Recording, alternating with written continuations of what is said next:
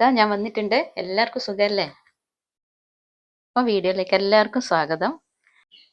ഇന്നൊരു അടിപൊളി റെസിപ്പി ആയിട്ടാണ് വന്നിട്ടുള്ളത്. സ്നാക്കായിട്ടും അതുപോലെ ഡിഷായിട്ടും സൈഡ് ഡിഷായിട്ട് ഒക്കെ ഉപയോഗിക്കാൻ പറ്റിയ കടല കൊണ്ടുള്ള ഒരു പുഴുക്കാണ്. ഇതുപോലെ എങ്ങനെ ഉണ്ടാക്കുന്നത് നമുക്ക് നോക്കാം. 2 ഫുഡ് കോമ്പറ്റീഷനിൽ പങ്കെടുത്തപ്പോൾ എനിക്ക് ഇതിൽ സെക്കൻഡ് പ്രൈസ് കിട്ടീന് കേട്ടോ. അപ്പോൾ ഞാൻ വിചാരിച്ചു ഏതായാലും ഇത് ഉണ്ടാക്കിയിട്ട് ഇങ്ങൾക്കും കൂടെ കാണിച്ചു തരാമെന്ന്. വളരെ സിമ്പിളാണ് കേട്ടോ. ഒരു ബുദ്ധിമുട്ടും ഇല്ല. പെട്ടെന്ന് ഉണ്ടാക്കിയെടുക്കാം. ഹെൽത്തിയാണ്.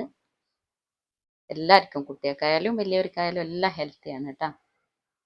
അപ്പോൾ നമുക്ക് ഇതെങ്ങനെ റെഡിയാക്കുന്നതെന്നൊന്ന് നോക്കാം. അതിനായിട്ട് നമുക്ക് സാദാ കടലയാണ് വേണ്ടത്. ഞാൻ 2 കപ്പ് കടല എടുത്തിട്ടുള്ളത്. നമ്മൾ കറിയൊക്കെ ഉണ്ടാക്കാൻ എടുക്കുന്ന കടലയില്ല, സാദാ കടല, ആ കടല തന്നെയാണ് കേട്ടോ ഇത്.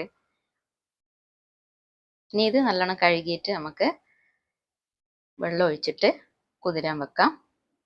അപ്പോൾ രാത്രിയിൽ വെള്ളത്തിലിട്ട് വെച്ച് കഴിഞ്ഞാൽ രാവിലേക്ക് കറക്റ്റായിട്ട് നമുക്ക് കിട്ടും. ഇതൊരു 4 മണിക്കൂർ അങ്ങനെ ഞാൻ കുതിർത്തി എടുത്തിട്ടാണ് ഉണ്ടാക്കിയത്.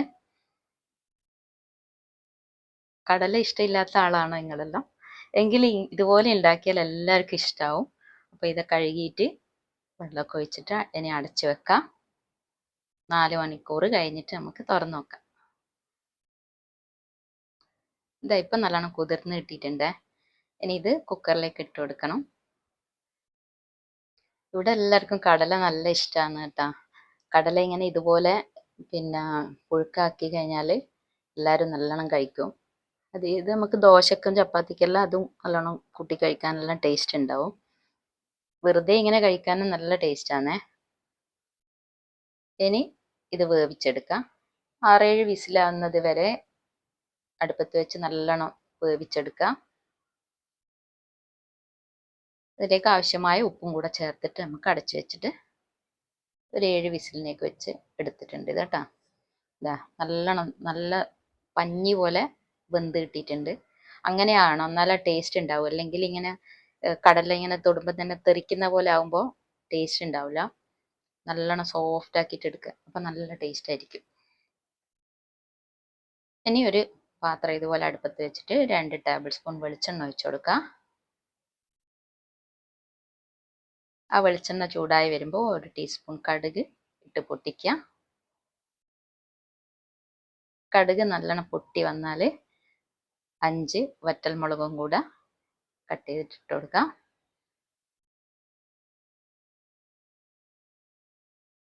അതിനുശേഷം കുറച്ച് നല്ല കറിവേപ്പിലയും കൂടി ഇട്ട് കൊടുക്കാം.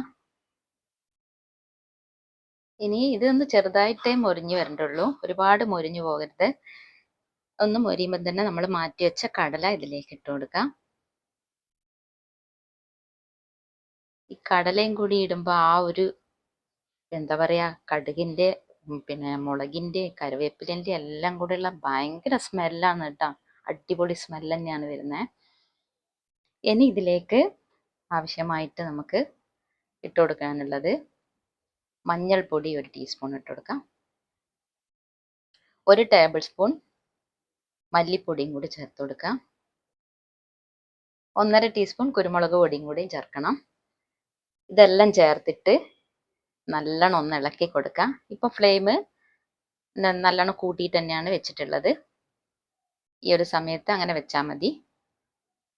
അപ്പോൾ ഇതെല്ലാം ഒന്ന് വറ്റിയിട്ട് വരണം കേട്ടോ നമുക്ക്.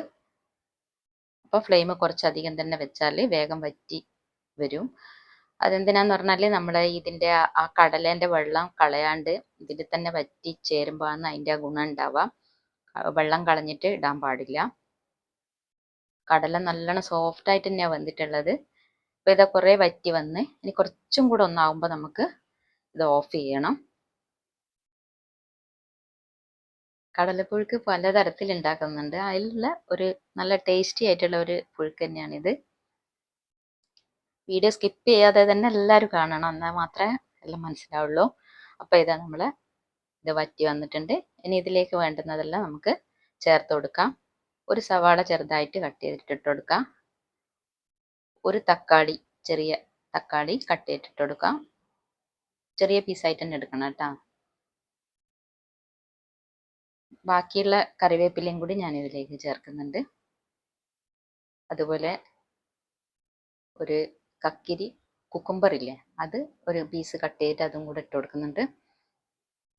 ഒരു ചെറിയ ക്യാരറ്റ് കട്ട് ചെയ്തിട്ട് അതും കൂടി ഇട്ട് കൊടുക്കുന്നുണ്ട്. അതുപോലെ കുറച്ച് മല്ലിയില കട്ട് ചെയ്തിട്ട് ഇട്ട് കൊടുക്കാം.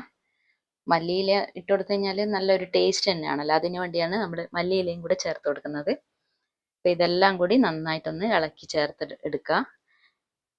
പച്ചക്കറി അതായത് വെജിറ്റബിൾസ് നമ്മൾ എത്രത്തോളം വേണം അത് ഓരോ ആളുടെ ഇഷ്ടത്തിനനുസരിച്ചിട്ട് ഇട്ട് കൊടുക്കാം. കുറച്ച് വേണ്ടുന്നവർക്ക് അത് ഇനിയും കൂടുതൽ വേണമെന്നുണ്ടെങ്കിൽ കുറച്ചും കൂടെ കൂട്ടി ഇട്ട് കൊടുക്കാം. അപ്പം നല്ല അടിപൊളി കടലപ്പുഴുക്ക് റെഡി ആയിട്ടുണ്ട്. ഇതുപോലെ റെഡിയാക്കാത്തവരെല്ലാം ഒന്ന് റെഡിയാക്കി നോക്കുക. ഇത് ചോറിന് സൈഡ് ഡിഷായിട്ടും അതുപോലെ ചപ്പാത്തിക്ക്, പൂരി, ദോശ എല്ലാത്തിനും കൂട്ടിയിട്ട്, കറിയില്ലെങ്കിൽ ഇത് കൂട്ടി കഴിക്കാം. അപ്പോൾ എന്തായാലും ഇത് മസ്റ്റ് ട്രൈ ആണ്. ഒരു കോംപ്രമൈസും ഇല്ലാത്ത ടേസ്റ്റാണ്. അപ്പം എൻ്റെ ഈ ചെറിയ വീഡിയോ നിങ്ങൾക്ക് എല്ലാവർക്കും ഇഷ്ടമായി എന്ന് വിചാരിക്കുന്നു. ഇഷ്ടമായിട്ടുണ്ടെങ്കിൽ ഒന്ന് ലൈക്ക് ചെയ്യുക, അതുപോലെ കൂട്ടുകാർക്കും ഫാമിലിക്കൊക്കെ ഒന്ന് ഷെയർ ചെയ്ത് കൊടുക്കുക. അപ്പോൾ ഇനി അടുത്തൊരു നല്ല വീഡിയോ ആയിട്ട് വരുന്നത് വരെ എല്ലാവരോടും ബായ്. ഉണ്ടാക്കി നോക്കാൻ മറക്കല്ലേ.